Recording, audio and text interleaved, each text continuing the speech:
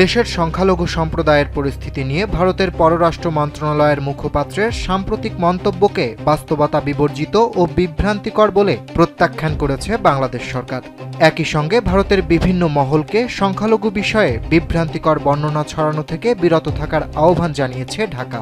রোববার পররাষ্ট্র মন্ত্রণালয়ের মুখপাত্র এস.এম. মাহবুবুল আলম এক বিবৃতিতে এ আহ্বান জানান। বিবৃতিতে বলা হয়, ভারতের পররাষ্ট্র মন্ত্রণালয়ের মুখপাত্রের মন্তব্য বাংলাদেশের সাম্প্রদায়িক সম্প্রীতির দীর্ঘদিনের ঐতিহ্যকে ভুলভাবে উপস্থাপন করেছে। বাংলাদেশ সরকার স্পষ্টভাবে যে কোনো ভুল, অতিরঞ্জিত বা উদ্দেশ্যপ্রণোদিত বক্তব্য প্রত্যাখ্যান করে, যা দেশের বাস্তব পরিস্থিতিকে বিকৃতভাবে তুলে ধরে। পররাষ্ট্র মন্ত্রণালয় দুঃখ প্রকাশ করে জানায়, কিছু মহল পরিকল্পিতভাবে বিচ্ছিন্ন কিছু অপরাধমূলক ঘটনাকে হিন্দু সম্প্রদায়ের বিরুদ্ধে পদ্ধতিগত নিপীড়ন হিসেবে তুলে ধরার চেষ্টা করছে। এসব ঘটনা ব্যবহার করে ভারতের বিভিন্ন স্থানে বাংলাদেশ বিরোধী মনোভাব উস্কে দেওয়া হচ্ছে। এমনকি বাংলাদেশের কূটনৈতিক মিশন ও অন্যান্য স্থাপনাকেও লক্ষ্যবস্তু করা হচ্ছে।